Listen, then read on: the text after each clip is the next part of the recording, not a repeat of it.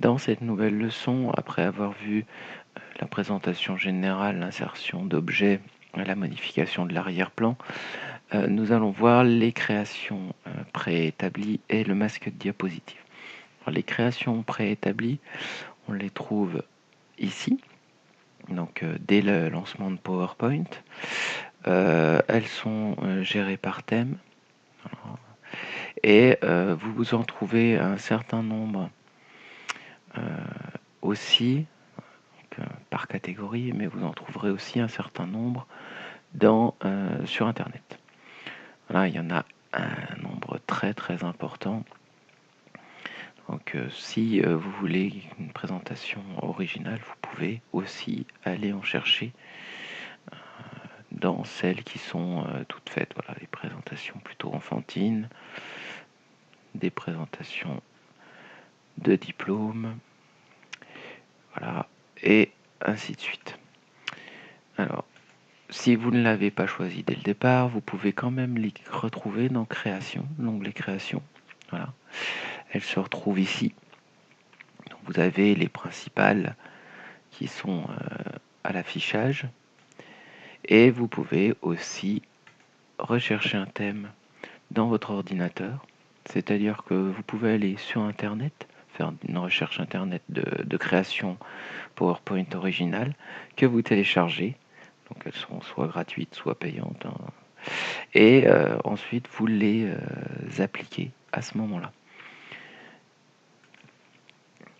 Vous pouvez aussi créer votre propre thème et l'enregistrer. Et il va venir s'ajouter dans les présentations actives. Alors, je vais en prendre une au hasard. Voilà. Donc, ces créations s'appliquent automatiquement, donc avec un arrière-plan qui est généralement une photo, donc qui est très peu modifiable. Le seul moyen de modifier cet arrière-plan, en fait, c'est d'aller dans les variantes. Donc, chaque thème a un certain nombre de variantes. Donc, en général, c'est 4. Voilà, ça change essentiellement l'image de fond. Et ensuite, tous les thèmes sont aussi personnalisables. Alors, on peut changer aussi l'arrière-plan si la photo est transparente. Voilà, donc on se retrouve avec des choses un peu spécifiques comme ça. Et vous pouvez aussi modifier les couleurs. Ouais, vous avez un certain nombre de palettes qui changent l'ensemble du thème. Voilà. Alors, ces palettes s'appliquent sur toute la présentation que vous allez créer. Alors, vous avez donc les palettes, vous avez les polices aussi, puisque dans un thème, voilà, chaque type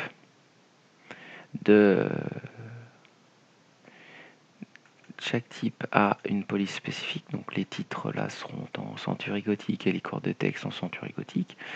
Mais vous pouvez tout à fait voilà, changer la police des titres et la police des textes. Vous l'enregistrez. Et maintenant, voilà, sur toute votre présentation, les titres et les sous-titres auront les polices que vous aurez déterminées. Alors, ensuite, vous avez les styles des objets, donc vous pouvez leur appliquer des styles préétablis. Donc j'ai pas d'objet, mais si j'en crée un, il va avoir le style que je lui aurais donné dans le mode création. Alors c'est relativement, c'est assez discret, mais bon, comme ça. Et vous pouvez refaire en sorte que l'arrière-plan, voilà, soit différent. Mais vous pouvez aussi le faire par ici. Voilà pour le mode, les créations non originales, on va dire, les thèmes complètement mis en place par PowerPoint. Alors, ce qu'il faut bien comprendre, c'est que dès que vous en choisissez un autre, toute votre présentation va s'adapter au thème que vous choisissez. C'est-à-dire qu'en cours de route, vous pouvez choisir une nouvelle création, et un nouveau thème, et toute votre présentation va se mettre à jour. c'est plus ou moins beau en fonction de celui que vous choisissez. Ensuite, la deuxième chose plus importante, donc là, je reprends une présentation de base. La présentation la plus importante, c'est le masque de diaporama. Alors, le masque de diapositive, vous le trouvez dans Affichage, masque diapositive. Alors, qu'est-ce que c'est que le masque diapositive? C'est une mise en forme qui va s'appliquer automatiquement à toutes les diapositives que vous allez créer. Donc, si vous avez des choses que vous voulez imposer à votre diaporama, il faut absolument passer par le masque de diapositive. Ça vous fait gagner un temps phénoménal puisque des logos, des images, des polices vont être préétablis pour une fois pour toutes pour tout votre document. C'est un peu le principe du style dans Word. Donc, comment se présente le masque? Donc, on peut dans le masque appliquer un des thèmes que vous avez vu tout à l'heure, hein, il n'y a pas de souci. Donc, là, je l'enlève. Donc, on est toujours dans l'affichage masque, hein, donc je vous remontre affichage masque de diapositive. Alors, il faut faire attention, quand on est dans le masque, on ne travaille pas sur le diaporama. On travaille sur la forme du diaporama. Donc, tout ce que vous allez créer, vous allez devoir, ça va apparaître automatiquement dans le diaporama. Si vous voulez retourner dans la modification du diaporama, il faut ici fermer le mode masque. Alors, dans le mode masque, la partie la plus importante, c'est la partie ici, où on a les différents types de diapositives. Alors, premièrement, on a ici, celle qui fait le 1, qui est la diapositive générique. C'est-à-dire que tout ce que vous allez faire sur celle-là va automatiquement s'appliquer sur toutes les diapositives que vous allez créer. Par exemple, si j'insère une forme, hop, mon petit rond, automatiquement, il s'applique sur tous les types de diapositives que PowerPoint a dans sa mémoire. Et si je ferme le masque, automatiquement, voilà, il est sur ma première diapo. Si je mets une autre diapo, quelle qu'elle soit, ce rond reste actif, apparaît. Alors, ce qu'il faut bien comprendre, c'est que c'est dans le masque. C'est-à-dire que je ne peux pas le sélectionner, le bouger, etc. Une fois qu'il est dans le masque, il est dans le masque. Il fait partie de ma présentation par défaut. Alors, si je veux le supprimer, il faut que je retourne dans le masque. Je retourne dans ma diapo générique. Je le supprime. Si je veux le remplacer, donc je ferme. Voilà, il a disparu. Je retourne dans mon masque. Je veux insérer cette fois-ci une image. Alors, je vais reprendre toujours la même. Voilà. Donc ici,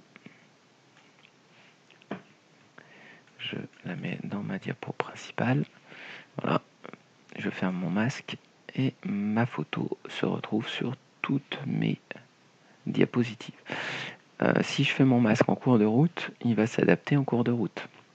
C'est-à-dire que je peux avoir déjà 10 diapos de fait. Si je modifie mon masque, automatiquement, ça va se mettre en place pour toute ma présentation. Donc, voici ma diapositive de base.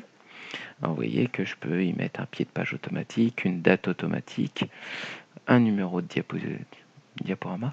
Si je modifie la police de mon titre, là, par exemple c'est Century Gothique, je pense, donc je vais dans Accueil, non c'est Calibré, je mets Love of Thunder par exemple, et automatiquement maintenant tous mes titres seront de la même taille, même police. Voilà. Alors ça c'est pratique parce qu'on n'a plus à réfléchir une fois, voilà, en quelle police j'ai mis mes titres. Voilà, je mets mon titre en nombré rouge, gras, italique, et maintenant partout il sera en nombré rouge, gras, italique, sans que j'ai besoin de réfléchir à mon titre. Pareil pour les puces. Alors maintenant, j'ai travaillé sur la diapo principale. Mais si je veux faire quelque chose de très spécifique sur une des diapos, sur une des sortes de diapos par exemple, mes diapos vides, je veux qu'elles soient vraiment vides. Je ne veux pas qu'il y ait cette image-là. Et ben, ça pose problème, parce que comme elle est dans la diapo principale, je ne peux pas l'enlever. Donc dans ces cas-là, il faut ne pas mettre dans la diapo principale, mais mettre cette image dans toutes les diapos intermédiaires. Ouais, regardez, là j'ai mis sur la deuxième. Donc sur toutes les diapos de type titre et sous-titre, j'aurai cette image, mais je ne l'aurai pas sur les autres. Si je veux la mettre sur les autres, je la mets. Voilà, je fais des copier-coller, hein, tout bête. Voilà. Par contre, je ne voulais pas en mettre sur mes diapos vides, donc je ne mets pas et je continue sur toutes les autres. Voilà. Donc maintenant, mon image, elle est bien sur toutes mes diapos, sauf la diapo vide. Évidemment, je ne l'ai pas dans la diapo générique parce que je ne veux pas qu'elle s'applique à toutes les diapos. C'est valable évidemment pour toutes les formes. Je me fais mon petit triangle, il va apparaître partout.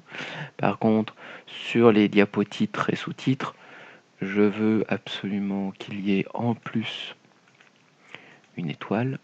Donc je vais me mettre mon petit nuage. Voilà. Et cette fois-ci, le nuage n'apparaîtra que dans celle-là. Ça, c'est très utile, le masque, quand on veut faire une présentation personnalisée ou quand on a des logos à mettre, par exemple. Donc, on peut travailler, mettre ses logos, faire sa diapo personnalisée. Alors, des choses, on peut faire des choses assez originales grâce à ça. Par exemple, créer une forme. Alors, ça peut dépasser, hein, c'est pas très grave. Dans PowerPoint, tout ce qui n'est pas dans la diapo n'est pas visible à l'écran. Voilà, je vais le reculer pour le mettre en arrière-plan. Voilà. Je le copie-colle plusieurs fois et ça me fait un zébrage sur un zébra sur mon côté de diapo. Alors, si je ferme mon masque, maintenant je me retrouve avec, voilà, là je suis sur ma diapo titre et sous-titre, hein. Et si je fais un aperçu de mon diaporama, je me retrouve avec, voilà, une présentation qui a une certaine originalité. Voilà pour aujourd'hui la création de masques et l'utilisation d'un thème préétabli.